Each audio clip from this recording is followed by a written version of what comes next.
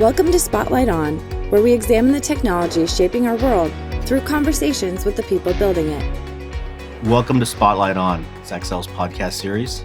For everyone, I'm Samir Gandhi, and I have George Kurtz, founder and CEO of CrowdStrike, who's graciously agreed to join us for the afternoon. So really excited about this conversation.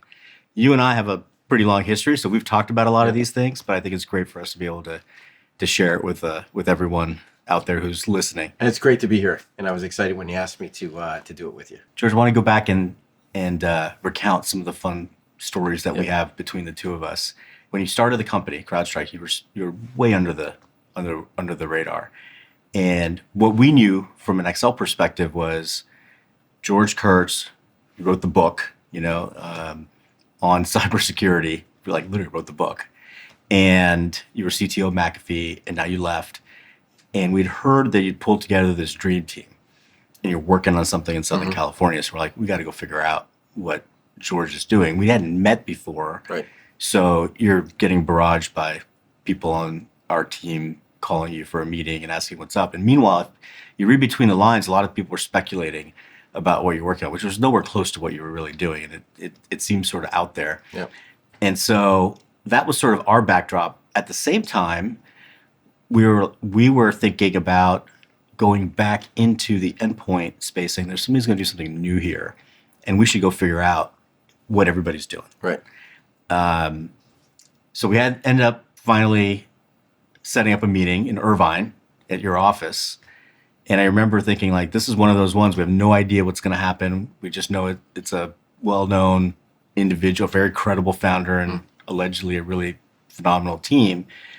And so we're like, let's go see George. You remember our first meeting. And the part that, and you can tell your side, the part that I remember is, okay, we have 30 minutes with George. That's all he agreed to. He's not raising money. And you end up getting tied up at the doctor's appointment. So you were late. So I'm like, our 30-minute meeting is going to be really short now. Right. And you had the eye doctor glasses on where they dilate your eyes, the big, look like Vision Pro goggles coming in, to the meeting late. My first reaction is, this is not going to be a good meeting. And thinking he's ready to go do the next thing. And here we are all down here after having flown down.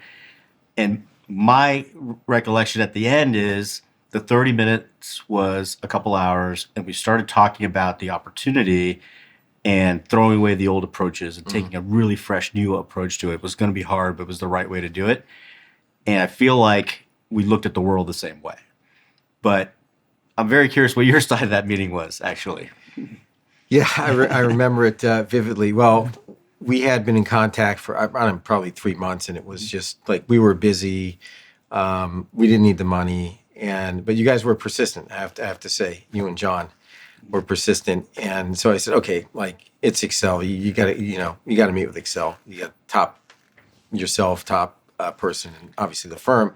So you came down, and for whatever reason, I had an eye doctor's appointment, and like you said, they dilated my eyes. So I came in with the big 3D glasses on.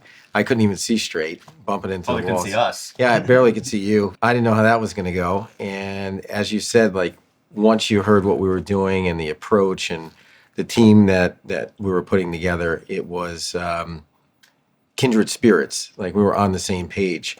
And I think one of the things that stood out, which got me excited, is the longer term view that you guys were taking, which was not hey, we can be thoughtful. We're going to hang in here. And I know a lot of venture teams will say that, but there was a willingness to, what's the art of the possible? How do we build something big rather than, let's just get something to market quick and hopefully a quick turn and we move on. And this was how do we build the Salesforce of security? That was really a lot of what we talked about. We talked about that. We were using things like the Salesforce of security. You even said the Google of security before. And I think it was just that very ambitious, big idea, but a very specific way to go after it, meaning the endpoint first and then moving from there, where, we just agreed with the approach. And now just for everybody, the time frame and the context, you had built an Intel business, so it was a subscription content business really. And when we finally put the investment together, Falcon was, my recollection is around 1 million of ARR, and so it was very, very much at the beginning now we're here 10 plus years later at something that's 3 billion, so it's pretty dramatic, amazing story. But the same ambition still exists because, the stage now is bigger, the opportunity set's bigger. There's no shortage of things to do with cybersecurity and even beyond cybersecurity. And so I think that's, that's kind of an interesting and really, really fun journey, but it also is very provocative in terms of thinking about the future. Well, I have to tell the Intel story because, as you said, nobody knew what we were doing. Yeah. Sort of by design. And people, they speculated on all kinds of stuff that was just not right. But from an Intel perspective, we were building an Intel team with Adam, who still runs it today. And the whole idea was we thought Intel and taking an adversary-centric approach was important for stopping breaches. Right? This is not about just stopping malware, it's about stopping breaches. So if you understood what the adversary was doing, you're going to be better equipped to actually stop the breach. So we were building that capacity up, and then we'd write a blog post, and we'd get a lot of interest of like, that's great, write another blog post. And then we'd have interest on, can I buy some of this information, the security intelligence? Like, what are you doing with it? So when Adam came up with another blog post on something interesting that we were seeing, I basically said, well, why don't you, at the end of the blog post, put in, if you're interested in buying CrowdStrike intelligence, email intel@crowdstrike.com. And obviously we didn't have anything. Like, we had a blog post, right? And people who were building content, but the content was supposed to go in the platform. So he looked at me and he said, well, we have a problem. I said, what's that? He goes, well, we don't have an intel@crowdstrike.com. I said, we don't have an intel anything, but we can make an email address. So put the email address out and, put the blog out with the email and see what happens. So we literally created an email address in the system, which we didn't have. And he puts the blog out and boom, the email, this was our sort of MVP test. We had no product. And all of a sudden emails came in going, I want info. Like, tell me more about your intelligence. And that's how the Intel business got going. Yep. And that was that and incident response were sort of the two things that launched the product business. So in some ways it's it's one of those things that's challenging to pull off, but you do these other things as you're building your product. Yeah. And it not only does it help fund, that development, but you start getting some customer introductions and then, the product's coming, and it was a great way to, I don't want to say bootstrap because you raised money in the beginning, but it was a great way to sort of be in market and have something to talk to customers about while you're working on this ambitious Falcon project in the background. So I think it was a really interesting start, but like the beginning of the business was Intel and services. But I think people originally thought that was the business model. But you had the original deck. It wasn't the business model. Business model is what we built today. Obviously, it's evolved, but it's what we built today.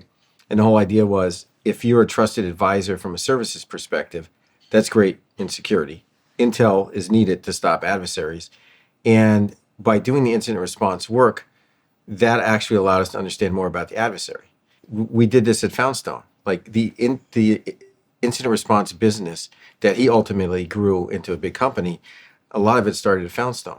So kind of went back to that model. But if you're in the middle of a breach and you understand how the adversary works, you can build better products. So it was all integrated to work together. It wasn't just let me have a services business and install your product. It was actually to gain more knowledge about the adversary, more of their tactics, techniques, and procedures, and then also build a trust relationship with a customer. One of the things I think is good just to level set everybody is just what it took to get here, because today we look at this, you have an amazing cybersecurity company, public, it's really a leader, pioneer in its category, you're performing well, but there were a lot of things along the way that, and we're going to unpack that a little bit in terms of the decisions made, the things that we did right, the things you would do differently.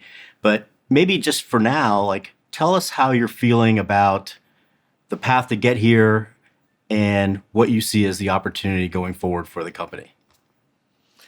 As you and I spoke many times, it's never a clear path to success, and there's been a lot of ups and downs and trials and tribulations. And I always equate it to a duck on the water. It looks calm, but there's a lot of pedaling that goes behind the scenes. So the path has been long and hard, and I think focused, which has been really important for us. We haven't really strayed from the original mission and some of the original slides that you saw. But how we got here and how the dynamic changed, and you got a pandemic in the middle of it, right after our IPO. So lots of things that I probably couldn't anticipate, which a key part of our success has been, just deal with what's in front of you and be able to execute no matter what comes your way. So I know we'll go into more detail, but at the highest level, there's a lot going on, and it's not always as smooth as it looks, but we try to make it look smooth. You certainly make it look smooth, but I know all the stuff that goes on behind the scenes. And I also think, in a lot of ways, when companies are at this point, they're, maybe they've almost tapped their market opportunity. And when we sit and talk about where we're going, it feels like we're in the very beginning chapter still. And I think that's a pretty unique situation to be in. There's so much more to go do. It feels like every time we talk, there's yet another thing to think about in terms of future opportunities. So we're going to get into that too. So I want to go back to when you started the business, and just so everybody knows, you had sold your prior company, Foundstone, Yep. and worked for a while in industry, let's say, in one of the bigger companies, the legacy companies, and then came out with this new idea to go start this new company. And I like to think of it at the time as being sort of pretty unconventional relative to what people were doing in cybersecurity. I mean, you focused on endpoint, you were all in on cloud when it was not the thing to do and nobody believed it was possible. So what was the insight at the time, and how did you decide to buck the trend? And where did the conviction come from to go do this? Well, I guess I kind of go back in time a bit at Foundstone. So I started Foundstone 99. We sold it in 2004 to McAfee. And I had a great run at McAfee and learned a lot, but this is really where I formed a lot of my thinking about what was next. And, at the time in the industry, when I got to McAfee, it was, McAfee was just all about malware and antivirus, and then they've expanded into different areas. And like I said, I had a good run there. I learned a lot.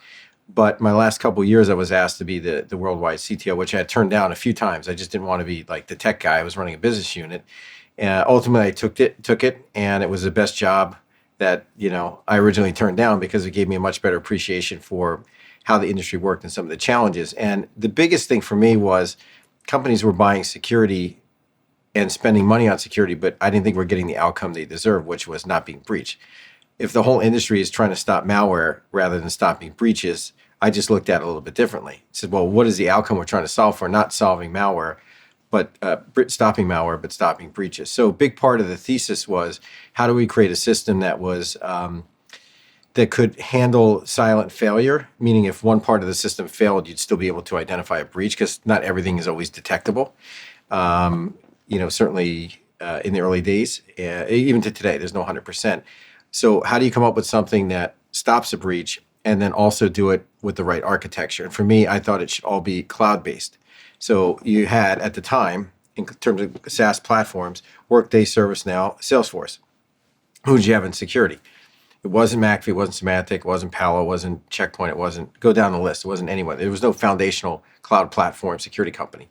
So for me, it was to create CrowdStrike to be that company and to deliver cloud security and security from the cloud using an architecture that hasn't been done before. And a lot of people thought we were crazy, but I think ultimately the results proved that we had the right model. Well, we thought you were on the right track because we had been thinking about that exact same thing. And when we intersected, we actually had a pretty interesting meeting of the minds, because maybe we were the only few people that were talking about doing a pure play cloud company for security. And I remember one of the early things you had to go sell this, and a lot of the big customers we have today, the Fortune 20 or 50 type customers, were not going to do cloud back then. And you were really pure to the cloud concept. You were like, we're not going to go on-prem. We're not going to do a hybrid model. You just stuck to your guns on it. And I remember one time you said, hey, they said no, but you'll call me in 3 years or 2 years or whatever it was. And then they end up doing that. But tough times in the beginning to stick to the conviction on it.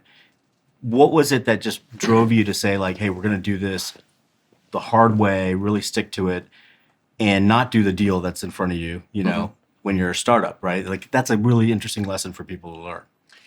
And that's one of the biggest lessons, I think, and takeaways that I can try to give to new entrepreneurs or younger companies is having some conviction on how you're going to go to market and not necessarily deviating from that unless you really need to.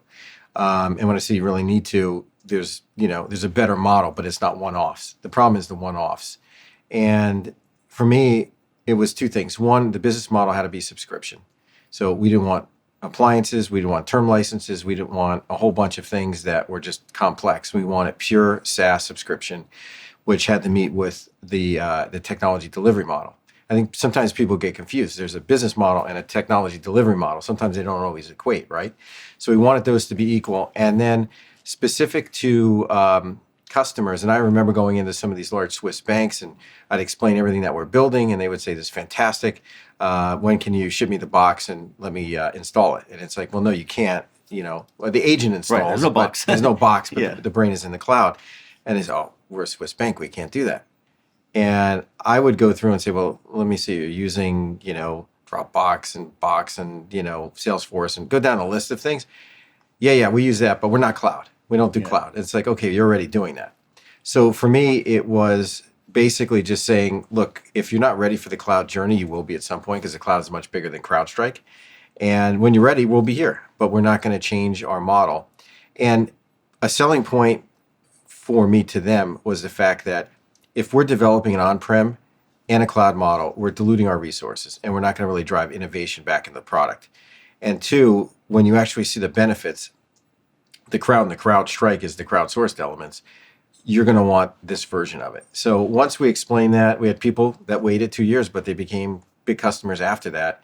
And all we needed to do was draft some of the larger cloud providers and basically provide security around where the market was going. I think back also, like, to stick to your guns on that, but I also recall the competitive landscape at the time, so it made it extra challenging because you had these deal opportunities, but there were competitors that maybe we would perceive to have been early leaders, or maybe a bit ahead of us even at the time. And even through that, you ended up saying, like, we're going to stick to this very pure model. But I feel like if you go back and say, what was the lesson or some of the learnings through that process when you felt like, hey, we're chasing 2 or 3 other fast-moving, smart startups that are in the same space. Today, there's tons of separation, but back then it was a bit of a dogfight, right? And yeah, so here's what we really thought about. How do we build the right architecture from the beginning? This wasn't how fast can we get to it and how many corners could we cut. I talk about gold-plated plumbing all the time with one of our original architects. And, why we spend so much time on that, it's gold-plated plumbing. And he basically said, George, you're going to need this, trust me. And we didn't cut corners on it. And I allowed him not to cut the corners, right? So it took us longer, a little bit more money. We had some next-gen antivirus competitors who got to next-gen antivirus, which was the machine learning AI piece of it before we did. But what we did in our superpower then and today is build one of the most elegant and efficient agent data cloud architectures. And what I didn't realize at the time is how many other use cases we're gonna have for it. But we stuck to our guns in thinking that if you had the right data is a big element to solving the security problem.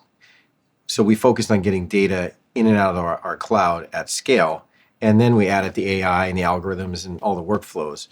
But had we not started with the hard part, we'd have been in a different place. So our competitors started with arguably the easier part, which was next-gen AV. And, they had a big spike because they had it, no one else did.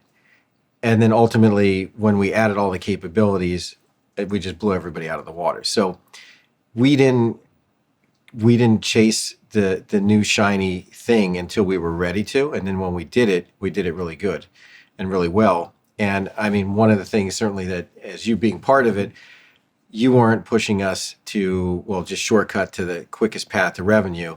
We were taking the long-term view to build CrowdStrike. I can think back on a lot of conversations where the market thought of us as doing endpoint. Well, they originally thought it was Intel. They originally thought it was, there's a whole separate story about nobody knew what you were doing because you were so secretive, and we thought it was like some sort of like reverse honeypot kind of thing that the market thought you were doing. And so like, let's go see George and see what he's really doing, because he's, a well-known entrepreneur in the space. But I think back to that point that you're making about, like, we really laid the foundation and took our time because we're playing a much longer game than just going for the quick wins.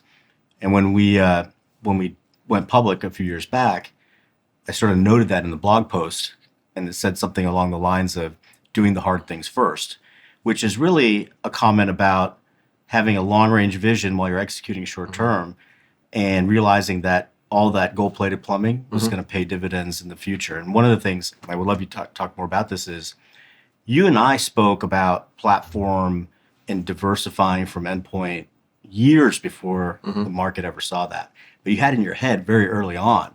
And so I think part of this is maybe what is the model you used or the framework you used around the timing of when it was right to go do that versus the simplicity of saying, hey, we're just doing, we're a next-gen endpoint company. Right.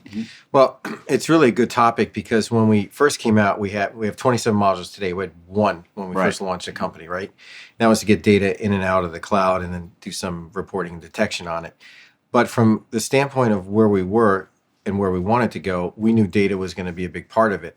And we, in the early days, and this is, again, good lessons learned, when you're trying to sell to the largest banks in the world and largest enterprises, we can talk about why we started there at some point if you want, but we wanted the big enterprise.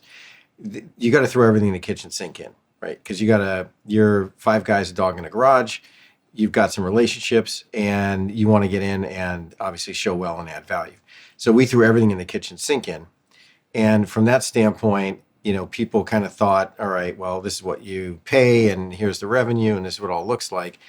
But we knew we were going to modularize it. And then ultimately when we had next gen AV, we were able to then break all of the modules out and then create these separate categories.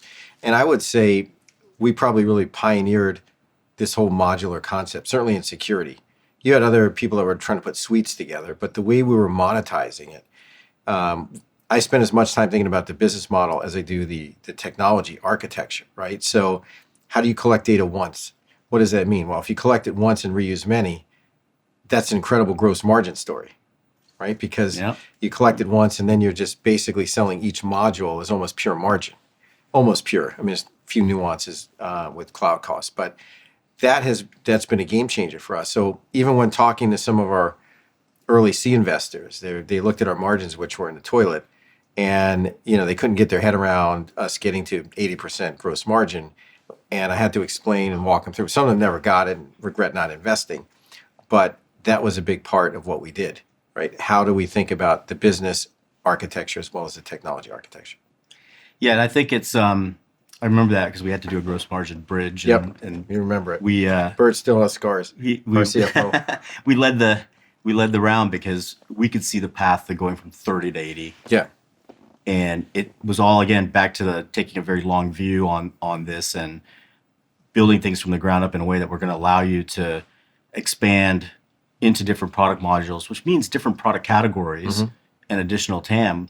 And you think about other companies that sort of took the shortcut, there was no way for them to re-architect everything. Exactly. Basically, they had to rebuild it from scratch. Most companies can't do that. Right. Because they've totally focused on just next-gen AV, which is a different architecture than what we built. Right. And it was very difficult for any of those to pivot. And I always, and a lot of them were selling it on-prem, getting back to that piece, where they would just take deals on-prem. And yeah, maybe it's a little painful when you lose the deal, but you sort of get excited because every new on-prem deal is another barnacle. And it's another barnacle. And it's another, it's going to be a disaster for them to try to re-architect and deal with all their on-prem customers and transition them over. And as a reason why a lot of the companies that we were competing with at the time are no longer around is because of those kind of shortcuts. I think that's something else that you've done that's very different. I think it's worth talking about. And some of this was while we were private, some as a public company, but it relates to the conversation about the platform and really delivering everything in an integrated fashion off of one data set, which is how do you think about doing M&A? Like companies get to our scale and M&A becomes a part of the natural way of doing business, but your approach is actually very, very different.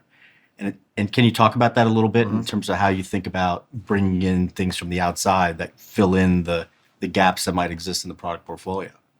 We spent a lot of time thinking about M&A. A lot of what we built is organically built, a lot of innovation at CrowdStrike. But there's certainly some great companies, and we've invested in companies that could be future acquisitions. For us, we look first at the team and the chemistry, because if we don't have the right people and the team and the chemistry, we won't do the deal. It could be the best tech in the world, but if A, we don't like them, we don't trust them, we can't get along with them, we don't think they'll execute, deal's never going to get done. So without that, no deal happens. Then we look at the technology, and it's a pretty high bar because of what we built here and sort of the engineering culture that we have internally on that side of the house. Then we look at, is there a go-to-market? And we tend to like great teams and great technology, and we can fill in the blank on the go-to-market. And that's been, I think, a really good formula for us. Get them at the right stage, and then once we get them, like one of our acquisitions around identity, Preempt, fantastic team, love the technology, really easy to work with. They came in at $7 million in ARR, and at the time we're filming this, their publicly announced numbers was over $300 million. And we didn't sell it for the better part of 2 years, which is an incredible amount of discipline because our brand promise is single agent architecture. So we wanted to take their agent and actually we rewrote it as part of our own sort of architecture. Was the field enabled? No. And we did that with a lot of discipline because we knew once we got the agent put together, which many companies don't, it was going to take off, and that's exactly what happened. Yeah, I think it's a super important point because a lot of people think about M&A and it's like, are we buying customers? Are we buying revenue or ARR? And here, you're investing in a team and maybe a very nascent technology. You're willing to take the time again to do the hard things first and rebuild it onto the platform. So you're not sitting there with the situation later on where now you've got code bases that need integrating or two different customer sets that need different kind of support. It's like, it's a very disciplined way of doing it, which is similar to how you started the company, but I think it's a pretty unique way to think about how M&A works at CrowdStrike. I want to come to talk a little bit about in the same time frame, there was a lot of team building and organizational building to go do. And you and I spent a lot of time interviewing a lot of executives, and they all didn't work out, and some have been unbelievable. And so are there some things there now that you feel like, just looking back saying, I learned a few really good lessons about how to think about team and organization, what worked, what didn't work? It's important to realize that there's always different phases of an organization. And in the early phases, you have a lot of it, this pertains to sales, but you can apply it to the company, of sort of the evangelical sales motion, which is you got a PowerPoint. I mean, we had a PowerPoint. We didn't have a lot of products, but we had a PowerPoint. So we had to go out and sell that, get people excited, get people who want to be part of the journey, changing the world. Those folks are different than the next phase, which is scalers. So now you have a product that works. You've got some product market fit. Now you got to scale and build out the infrastructure, go to market, all the things that you need to do to try to get to be a teenage company. And then you go into the real coin-operated phase, which is like you're just big enough where you can harvest into your own account. You have high net retention rates. You add new things into your platform. Like it just keeps going, right? So each phase is a little bit different, and the people who got you to 100 million won't necessarily be the ones that get you to 500 million to $1 billion to $5 billion to $10 billion. So you have to look at each area. It doesn't mean they're bad folks. It just means that they may not be a fit for that period of time within the company's life cycle. One of the things I find is that people get behind on this, right? And then you feel like you're scrambling because you're constantly catching up with where the business is. Are there things that you did to look ahead a bit and sort of go like, okay, I'm here now, but to get to this next step, I really got to think about my org differently. I got to bring somebody new in. It's a challenging set of conversations that people wait typically until it becomes critical. I'll pose it, to the audience. Has anyone ever regretted moving someone on too quickly? Generally, no. They waited too long, right? And they just kind of put it all off. And I think that's one of those areas for me is how do you look at the team that you have and basically say, would I hire that person today for the role they're in today? And maybe 2 years ago it was the right role and the right person, but it doesn't mean today it's the right role and the right person. And if you can't answer yes to that and sort of do that on a daily basis, then you got to know what you got to do, right? And I have lots of folks that I'm friends with and I know that moved on, and I helped them, find other roles and things outside of CrowdStrike just because at the time they weren't where we needed to be. Didn't make them bad people, didn't make them not capable or didn't have talent, but their skill set at the phase we were in wasn't the right fit.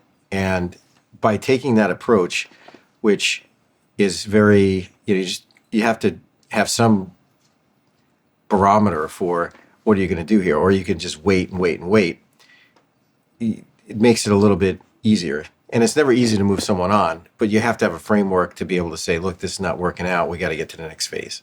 George, one of the things I think a little bit unusual for a company, the way you developed it anyway, is how you very thoughtfully early days constructed the board, including having a chairman, an outside chairman. And today, a lot of those board members are still in place from even the early days when the company was getting started. I think for other CEOs and founders, there's a lot of lessons to be learned about how you thought about timing of board members and construction of board members, and then how you use the board effectively or leverage the board. Can you share some of those? Sure. When you think about constructing a board, it's really critical because you're going to be living with these board members, and some of them you're going to choose because they're part of the cap table, and others you're going to go out and you're going to recruit. And I think a lot of entrepreneurs will fall into a trap of, well, I want that person because of exactly what they did in their background or what have you. And sometimes it doesn't always materialize, right? So for me, it was finding someone who bought into the vision and building a big company and wanted to be here for the long term, who had some level of skill set, could be financial, could be sales, what have you. And generally somebody you can get along with, because at the end of the day, it's a bit of a family when you're spending so much time with board members. So pick people that you like and can work with. And getting back to maybe some of the earlier comments, I would take less money to work with somebody I like than more money and have someone on the board that was problematic. It's just not worth it. So that, I think, has served us well. And then two, you got to be able to leverage the board. And everyone has their own strength or superpower. So figure out what it is and then leverage it. I think one of the things that we did might be a little bit unconventional is we tracked BIR, board influence revenue. So if you're on the board, I remember that. Right? We had a leaderboard. We had a leaderboard for the board members, right? So this, I think, is a good one for the audience. What's your board delivering? What are they going to deliver? Have them write it down over the next 12 months, and then track board influence revenue and put a leaderboard up. Nothing better than a leaderboard. And we did that, and we drove pipeline through our board and their contacts, because board members are on multiple boards. They've got contacts all over the place. So I think in summary, it's, pick people that you can work with. They have a skill or superpower. And then if they're going to hold you accountable, make sure that there's some level of accountability back of what they're trying to drive for the entire company. I think that's totally fair. And I've seen you do that really effectively, because there's people on the board that really do bring different things. And depending on your situation, you'll text Gerhard or Roxanne or me or others, and you see how that group works together in a very collaborative way with you, bring all those things to bear. So I think it's a great lesson to learn about how to create a very healthy collaborative board relationship that works both ways. Exactly. I think if you're where you are today and you've put some ambitious goals out in the public market, like we've said, we're going to get to 10 billion ARR in 5 to 7 years. Right. Putting the company in very rarefied territory, like very few have gotten to that stage. Certainly not in the time frame compressed time frame that you put out there. So it's very audacious. And when we sit here today, one of the things that I think everybody grapples with as a company gets to scale is, how do you keep that startup intensity, creativity, sort of like, we have to make this work because we all go home afterwards if it doesn't work. How do we do that in a company of this size and still be the pioneer and not become the legacy company? And so tell us a bit how you're grappling with that. There's this concept of scaled insurgent.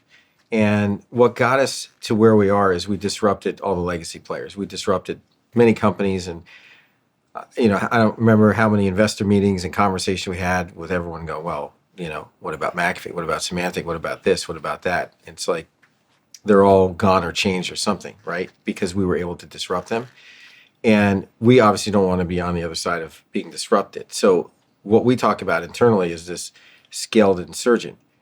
If you have the mindset of always wanting to be on the forward end of the curve and thinking about customer problems and getting things done and executing in a very short period of time, that's, you have to have that mindset of being an insurgent. Like, if you're not doing it, someone's doing it to you. The good news is we have scale. So we have to use our strength, our distribution channels, the people we have, the relationships we have, the tens of thousands of customers we have to continue to build out our moats around the business. But we still have to think like a startup, like it was the first day and the last day. Like, every day you come in, you should be thinking about, man, there's a whole new world in front of me. And when you go home, you should be thinking about, man, if I didn't get this thing done, I'm going to be out of business. And I don't care whether we're 3 billion or 3 million. That's kind of the way we think. Now, it becomes harder as you bring new people in and you get through the IPO process, and you're not 300 people, you're thousands of people. But having that culture of people just wanting to solve customer problems, keep them safe, and this mission, the sense of mission that we've always talked about at CrowdStrike, is important. You're the leader and everyone's following you, and you're immersed in everything in this company. It's wrapped around you as the founder. The identity of the company is wrapped around you. And so what are you doing to sort of like make sure, other than the fact that you're naturally competitive, like what are you doing to make sure that you are that insurgent still? I think a big part is building a culture on winning. Like, it should be fun to be at work and it should be fun to win. And it's not so fun when you lose, right? So it should actually hurt when you lose. And I think you learn a lot, even, when your kids are going through sports. Not everybody should get a trophy, right? That may be not how people think today, but when I grew up, not everybody got a trophy. And when you didn't get a trophy, it really sucked. So I think if you could take the wins and celebrate them, and you can build a winning culture, and you build momentum around, yes, we're winning, but the customer's winning, right? And we're stopping the bad guys. That's really important. For me, if I can build that with the right team and the right people, then I think a lot of it takes care of itself. You're not going to win everything, and not everything's going to go right. But if you have the right people with the right philosophy, you can get through a lot of it. If you sit back and go, well, we've been successful, and look at our numbers, and we got to, $1 billion and 3 billion, like faster than most companies, right? We're 1 or 2 in a lot of these categories ever. If you just sit back and think it's just going to happen at 5 and 10 without doing it, that's where you get yourself into a problem, and the complacency kills. So for me, I talk a lot about time and urgency, and have a saying that I'm looking at a watch, not a calendar. And that's the kind of sense of urgency that we need. And we should be paranoid that someone's trying to disrupt and replace us like we did to the legacy players that are out there. Yeah, I do love the watch versus calendar. It kind of is, it's a good segue into a hobby that you and I both have. I would say hobby for me, more like a true passion for you. But you're basically a professional race car driver, but you're in the AM class because you have a full-time job. The racing world and building a company, you're doing both at an incredibly high level. There's got to be connections between the two. And I think it'd be fun to share just like a little bit about how you got into racing, your passion for it, but then how you pull it back into your professional life as well. Sure. Well, I got into it in 2007-ish, I think, when Dennis O'Leary, one of our board members, we went out to a racetrack. He was on the McAfee board. So we went out to the racetrack and took a few days of just driver instruction in a Radical. Was pretty good at it, and ultimately bought a car and then raced and kind of went up the ladder and continued to go on and do bigger and better things with it. But that's how I got into racing. The thing I love about racing is the stopwatch doesn't lie. And you can come up, drivers are literally the best to come up with any excuse, because it's never the driver. It's always the car or the other drivers or the rain or whatever you want to come up with. It's easy to come up with an excuse. I've used all those excuses. Professional drivers have every excuse in the book. But at the end of the day, it's what place you're in on a leaderboard and what's the time, period. Nothing else really matters. So if you take that and you apply it into business, just take sales. Simple thing is to have a leaderboard. you're the top of the leaderboard or at the bottom of the leaderboard. There's no, I mean, you can come up with any excuse you want. You know, life is hard, dog ate your homework, couldn't get out of bed. It doesn't really matter. The scoreboard doesn't lie. And I think if you take that approach, it becomes really helpful, and it gets back to the racing. Like, let's just look at the data and look at the numbers, and let's drive behavior that way. I think the other thing that racing and business have in common is it's a team sport.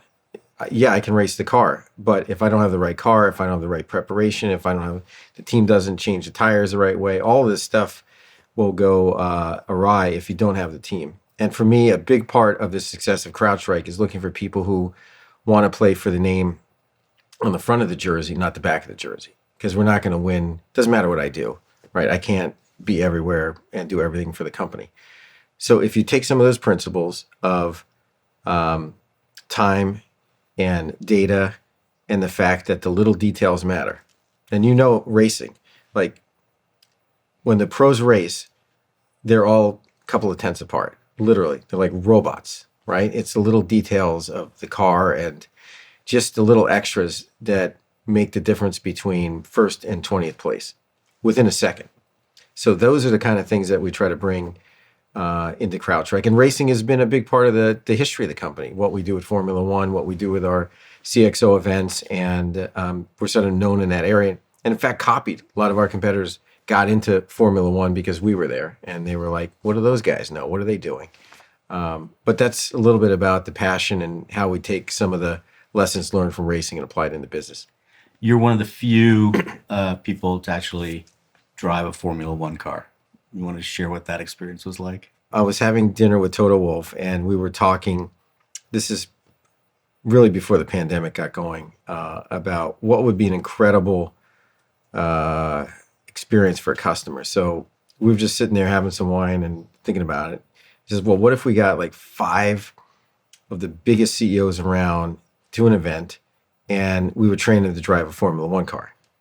And I said, okay, sounds crazy, but let's talk more about it. So he said, we can get 5 of them together. We can take them through like a training program in a simulator. And if they pass these tests, we can put them in a car. I said, okay, done. And of course, I'm involved. He said, yeah, you're involved. So we start thinking about who we're going to invite. And then the engineers get involved, because at that point, it was 2 CEOs with a PowerPoint going, this is a great idea. Sounds like a startup. Sounds like a great, yeah. So then the engineers get involved, and you have 2 types of people. Possibilities, Toto and myself, and parameters, engineers, possibility parameter people. Need both, but you know how it works. So the parameter folks are now saying, okay, let me give you all the constraints. You have to be under 6'1", you have to be under 180 pounds, and you have to have a 32-inch waist or smaller. So the sphere of people that we could possibly get, forget about driving a car. That was just the physical piece to get in the car, was crazy. So all of this happened, and we're like, okay, we're running out of time. So Toto basically said, okay, like, you can drive the car. And I fit just about every criteria, but I had to lose 1 inch on my waist. So I had something called Project 32, which was like, I was going to have a 32-inch waist to get in this car. So I go through the whole training program. I go to Brackley. I go to Simulator 6, which like 10 people in the whole company have seen. It's super secret. I do all the simulator work, and then they put me out on the track. And that was one of those times where, you know, like, okay, this is Lewis Hamilton's 2021 car. It is priceless, and they're going to put me in it. So they basically put me out. I went out on rain tires. You and I talked a little bit about this. And they put me on rain tires because you had to keep heat in the tire, and they were worried, could I keep heat in the tire on a regular slick? And could I operate the brake hard enough? Because it had to be like 100 bar. So I went out for a lap and got enough heat in the tire, and I was like 90 bar in the brakes, and like, yeah, you got to hit it a little bit harder, which 100 bar is like, I mean, it's push your foot through a wall. But I did all that, and I got through driving the car and got faster and faster. And it literally was, it's trying to explain someone how to fly an F-16 that's never been in an F-16. It's like an out-of-body experience. But that's the whole story. And there's a great series of videos. And there's a great series of videos of it. But it started with like a crazy idea of let's get a couple of CEOs and put them in a car. And that's how it all unfolded. Sometimes those are how the ideas start. Yeah. The question is, how do you take the idea and then turn it into something that's a reality, which translates back to a lot of things that you and others have done in companies. George, we can't sit here and not talk about the 2-letter word that everybody's talking about, or the acronym AI. So one of the things, I know that we both find this a little humorous, because when you started the company, nobody was talking about AI, but a lot of putting all this data in the cloud and delivering security from the cloud involved basically the principles of machine learning and AI, right? So you've been an AI company since the beginning, and AI native in a sense.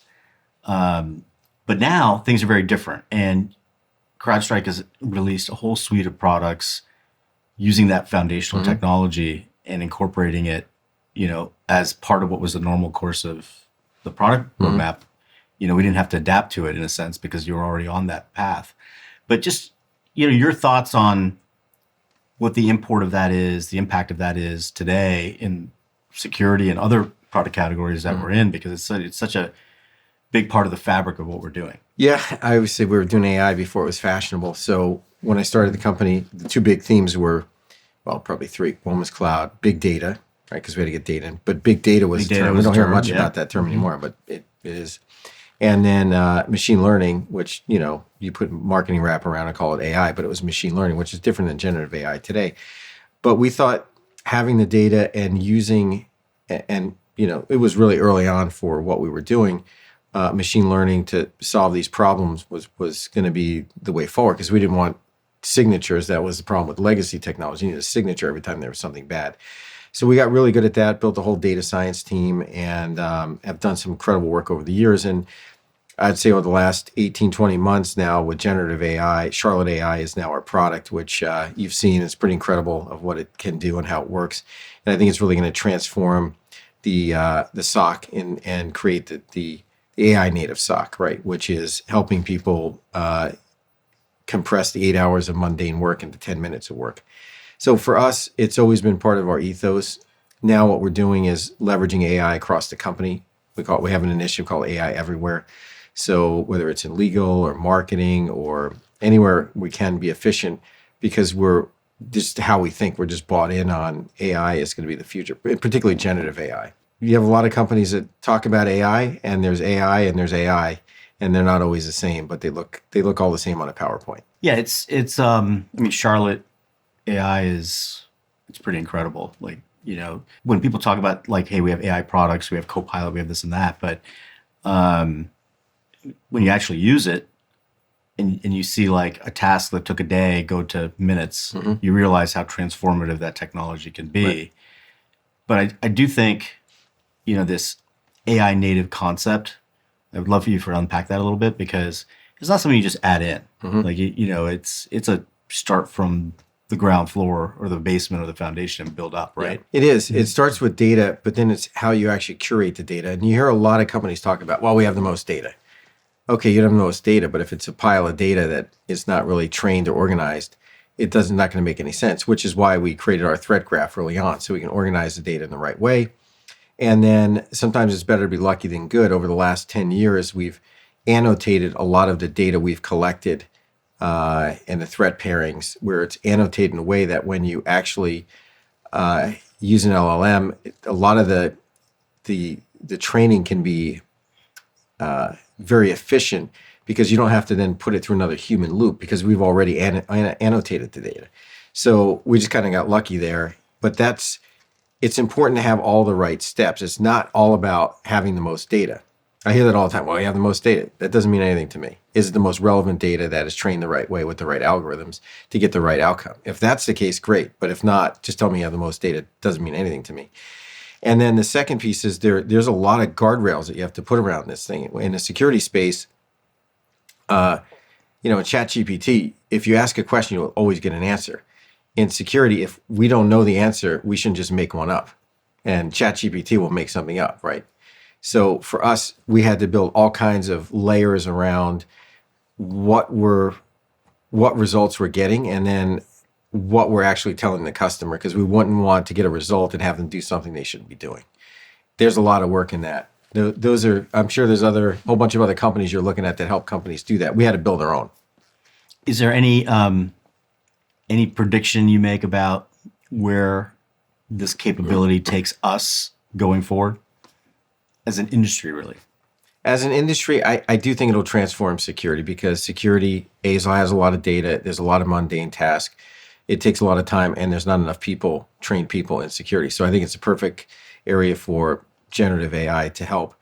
We know the adversaries are using generative AI. They're using LLMs that don't have guardrails on them. And for me, that really is going to democratize security, these security attacks. A lot of these security attacks are pretty esoteric. In the grand scheme of 8 billion people on the planet Earth, there's relatively a handful that are really smart that can create these attacks, right? Yes, there's a lot of them, but versus 8 billion, it's a handful. If you can take that expertise and now democratize it through evil LLMs, dark LLMs, that's a real problem. And what we see is the attack timeline is going to really be compressed. Microsoft comes out with a patch. Generative AI and sort of an AI factory will be able to disassemble that patch, figure out where the vulnerabilities are, write the exploits, write the exploit kits, and put it up on the website and have it for sale in hours, right? Which would have taken days in the past. So it's only going to get worse, and I think having the right AI approach is going to be critical to keeping customers safe.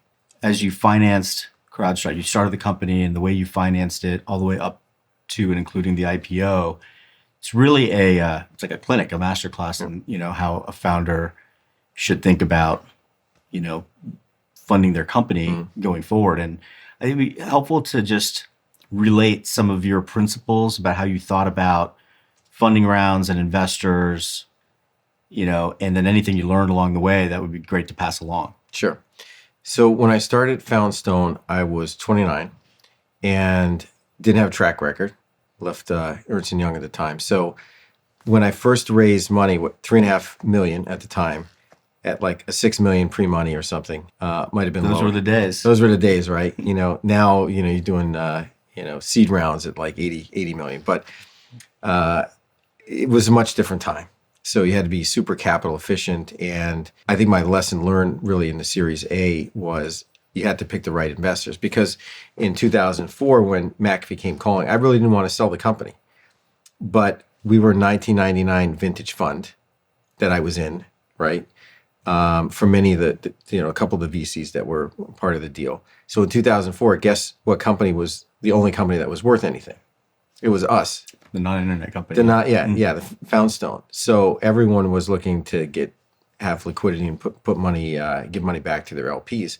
So they were all ready to sell. I wasn't necessarily ready to sell. Now, it all worked out and I wouldn't change anything, but I wasn't necessarily ready to sell. For me, the number one thing was having long-term investors. And the biggest thing was I didn't want the investor to make their name on CrowdStrike, right? You guys did Facebook? Well, a few people heard of that. You heard of that? Mm-hmm. You, as an example, you in the firm didn't need CrowdStrike to make Accel. Accel was already made. That gave me a lot of comfort in that the fact that we were going to be able to not have to worry about taking shortcuts or sell the company. Sure, if there was something that made sense for the shareholders and we thought it was the best outcome at that period of time, we would talk about it. But we really didn't talk about selling the company because there was one sort of outcome we thought we could build, which was to be a public company. So for me, getting back to the original part of the question, I wanted to curate all of the investors across the entire cap table for people who didn't have to make a fund or their name based upon an outcome of CrowdStrike. And I did that. We had great investors up and down the board. They didn't need us. So that was number one. Two was to have long-term, kind of thinkers, right? One is like people will hang in there. They don't need to make the name, but you want people to understand the vision. And you and I got together and talked about what we can build. We want to build a generational security company. And we were all on the same page. And I think that was important. And then, work in economics and all those sort of things. I mean, we can go on any of those questions, but just doing it at the right time, at the right stages where, it was good for the employees and the founders, but, it's also good for investors. You have to have a win-win if you want to, have the best outcome. Yeah, I think I'll pull a couple examples. So I think there were times when you, in some of the later rounds where there was maybe an opportunity to raise money, just maximize the price, but you took a lower, within reason, but you took a lower valuation. what was driving that thought process to say like, hey, I'm not taking the highest price deal. I'm going to take this particular deal. And, they tended to be more insider oriented. Because adding like a new player, both in an equity partner and a board member or a board advisor, is just more complexity. I think smaller is better, and you can just get more done with less personalities around the table. You want to have different folks with different views, but 12 people versus 6 people, it's just easier to get stuff done with 6 people. So I think that was a big part of it. Knowing the people and realizing that life is pretty short, so you want to be working with people that you like and and just bringing other folks in that have a different dynamic. And maybe a new group would have been great. We brought some new ones in, and they were all good. But the more you bring in, the more likely you are to make a mistake or have something go wrong. And one of the things that I've seen several times in my career is that the partner that you've got the relationship with leaves or goes somewhere else, and then you inherit someone, and that may or may not be the person you want to work with. So just managing that is really, really important. And if you don't do it up front, it just gets away from you as you get down the funding rounds. Yeah, and then you end up spending all that time managing your investor base and board rather than putting it back into the business. Exactly. The IPO was interesting because we had healthy debates on pricing, and I think it's sort of illustrative of how you thought about, again, taking a longer view on things. And so, the company was really attractive. It was hot. It was a hot issue, and you could have priced it in a lot of different places. And you end up choosing the lower end of the range after a lot of discussion and input. What drove that?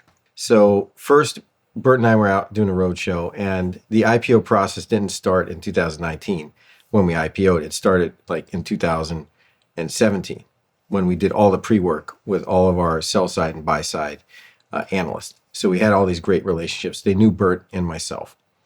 Then we get to the IPO process, which, was kind of up and down, and was it going to go out in 19 or 20? And, all of those sort of like, is it going to happen? Is it not going to happen? We went through, like anything else, there's always ups and downs to get it out. But we finally go on the roadshow, and I have to say, the roadshow, for anyone who did a roadshow in COVID, I feel bad for them, because I literally had the best time on the roadshow.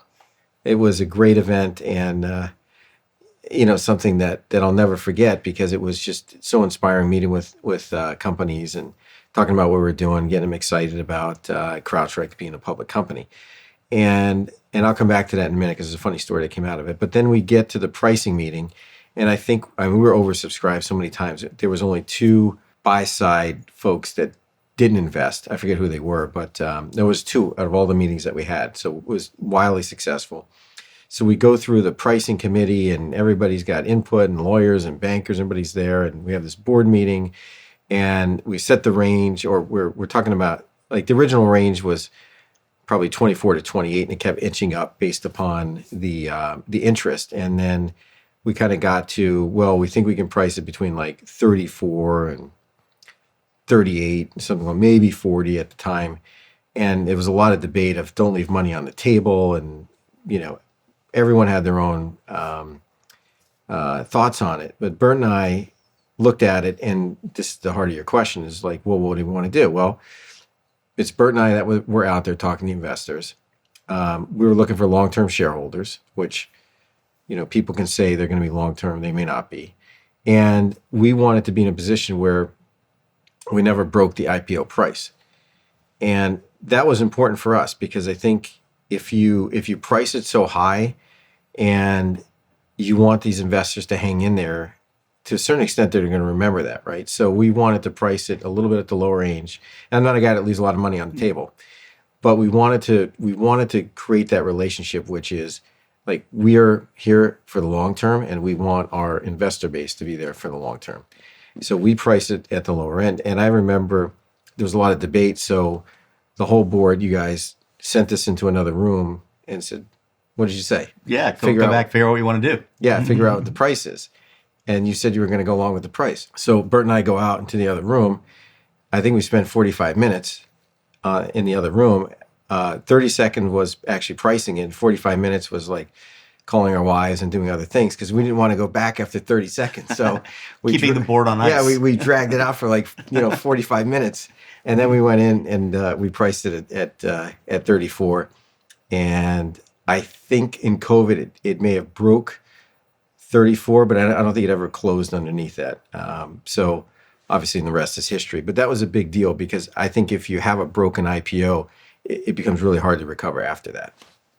Yeah, and I think to me it was just it was very consistent because all the way along in those financing rounds, how you thought about the company, everything was built for the long haul. Yeah.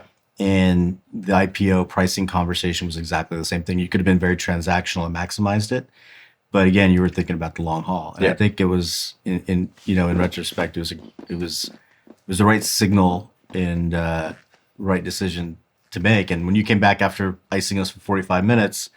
And you said 34, I was like, from my standpoint, I was like, okay, pencils down. It's 34 is the answer. Yeah. Right? And we went on. That was it. Now, some funny stories from the IPO. We were in a meeting with an investor, and they basically said, okay, so you're going to IPO the company. You're raising $600 million. What are you going to do with all this money? Are you going to have a party and go to Vegas? Like, what are you doing with all this money? And I said, well, what do you mean, like, go to Vegas and have a party? So the guy says, oh, we had somebody that we backed and he did an IPO and then he went in Vegas for a month and he had a party. And I said, okay, that's not us. I'm going to tell you what I'm going to do. We're going to do the IPO. We're going to have a dinner. And then the very next week, I'm going to continue the roadshow. And he said, what do you mean you're going to continue the roadshow? You already IPO'd the company. I said, no, I'm going to continue the roadshow with our customers. And I'm going to meet 100 customers and prospects in 100 days. And I did. I met 132 or something like that, over 130. And he was blown away because my whole point was the IPO is the green flag. It's not the checkered flag. So we kept the roadshow going and we kept all the momentum, built the pipeline. And it was really like symbolic for the company as well, because you get a lot of people that, were really wealthy after the IPO.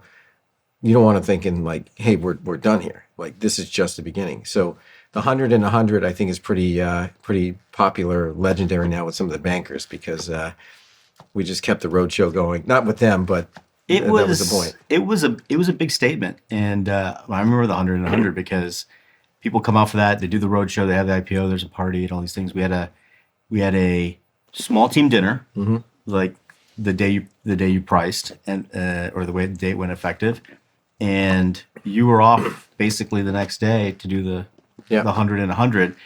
And I think, and it's a great lesson. It's like, what's leadership when you're a founder and a CEO and you get to this point and you spoke with your actions, which is like, okay, tomorrow's the next day and we're back at work. And you were the first one out of the gate to go do that. Day one. It's pretty incredible around the world tour. Yeah. Well, George, I got to thank you for doing this. It's always fun to sit down and just talk about some of the things that after 10 years, and we're kind of caught up in the day-to-day of the planning for the future, but to sit on the couch and discuss things is a real treat, and I appreciate your time. So thank you for being on Spotlight On. Anytime you want me, I'll come back. Thank you so much, man. All right.